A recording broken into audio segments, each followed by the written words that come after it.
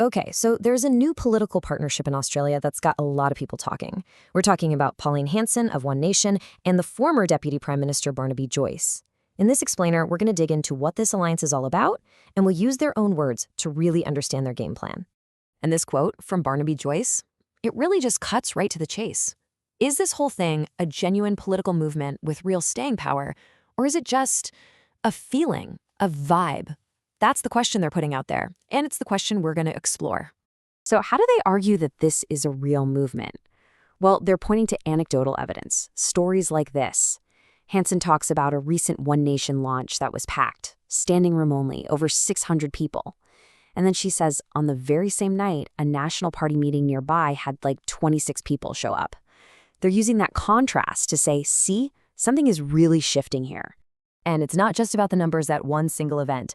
They're painting this picture of real, grassroots energy. People driving 4 hours just to be there. One guy apparently saw a photo online and drove 40 minutes just to show up. And both Hanson and Joyce keep mentioning something they find surprising. The number of young people in the crowd, people they say are waking up and hungry for change. Okay, so that naturally leads to the next big question, right? If there really is a movement brewing, what's causing it? What's their diagnosis of what's wrong with Australia right now? Well, their diagnosis at its core is pretty simple. The system itself is failing.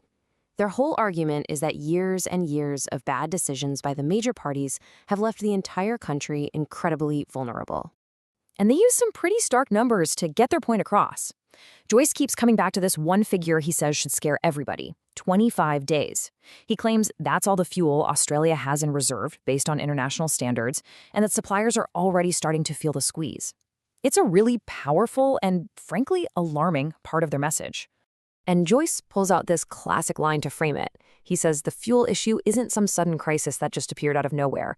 No, he says it's the inevitable result of ignoring the problem for years. And he specifically blames climate change policies for tearing down Australia's energy independence. So they basically lay out this timeline of what they're calling national negligence. Hanson says she was ringing the alarm bells about fuel security 7 years ago. Joyce points out that he was criticizing policies like net zero even when he was a cabinet minister. And they draw a direct line from those past decisions to today's problems, like the water crisis in the Murray-Darling Basin. And they warn that a diesel shortage in the future could literally shut down our hospitals and our food supply chain. All right, so if that's their whole diagnosis of the problem, what's the fix? What's their prescription to make things better? Well, their solution, their prescription, really boils down to two things: clarity and action. They're making the case that, as a minor party, they can offer a clear, simple vision and a direct way to get things done that the big parties just can't. And this is a really interesting way to see how they position themselves. Joyce's argument is that when you're in a big coalition, you have to try and make everybody happy, and that just waters down your message. But One Nation, he says, can have a greater clarity. They can just pick an issue, zero in on it, and make these direct, no-compromise demands. And you want a perfect example of what they mean by clarity? Joyce points to this one line he dropped at their launch event. Climate change department? Gone. He said the room absolutely erupted. And his point is, you could never say something that blunt at a major party event. But for their supporters, it's exactly what they want to hear. And look, their strategy for making this happen, it's actually super explicit. It's the classic playbook for a minor party, right? Step 1, get influence by holding the balance of power. Step 2, use that influence to make your demands. And step 3, deliver real results for your voters, like forcing a royal commission into the Murray-Darling Basin, which is a huge issue for their base. So that all sounds great on paper, or on a stage, right? But how does this thing actually work behind the scenes? How did two of the most well-known and, let's be honest, often controversial figures in Australian politics actually manage this partnership? Let's dive into how they handle the tough stuff, the inevitable controversies. We're going to look at who's in charge, how they deal with disagreements, and their whole philosophy on tackling these hot-button issues. All right, this is the question a lot of people are asking. You've got two huge personalities here. So who's actually the boss? Who gets the final say? And the answer? It could not be clearer. Pauline Hanson just says it straight up. The final decision? I make it. And Joyce is totally on board with that. He says he gets it, he respects the chain of command, and that's what makes them strong. But what's really fascinating is watching this dynamic play out in real time on a really sensitive topic. When they were asked about the Iranian women's soccer team seeking asylum, you could see their different approaches. Hanson's first instinct is caution. She's worried about opening the floodgates. Joyce's first question is different. He wants to know if they're in real peril, and he even floats the idea of a temporary visa. So it shows they can have different takes and actually talk through an issue in public. So, when they take these really hardline stances on cultural issues, how do they justify it? Well, Joyce often brings up this term, balkanization of culture.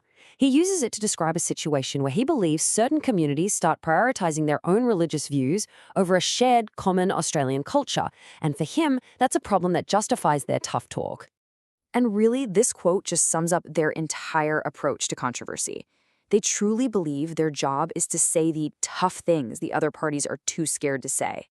They argue that if you shy away from those difficult conversations, you're not actually dealing with the root of the problem. And that brings us right back to where we started, to that question Joyce himself posed. We've heard their diagnosis, we've heard their prescription, so at the end of the day, is this a real political movement, or is it just a vibe? Okay, so let's piece their whole argument together one more time. They're saying a real change is happening out there, and it's not fake. It's fueled by real frustration with government failures. Their solution is to offer this kind of bold clarity and decisive action that, in their view, can only come from a smaller party that holds the balance of power. So, are they worried that this whole thing could just fizzle out? Not a chance. They both say they're not worried at all. Joyce has this very colorful analogy from his dad. He says what they're doing isn't real pressure.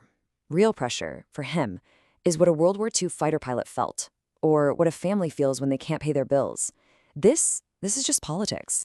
And so we're left right back where we started, looking at everything they're saying and doing. Is this new alliance the beginning of a real long-term shift in Australian politics?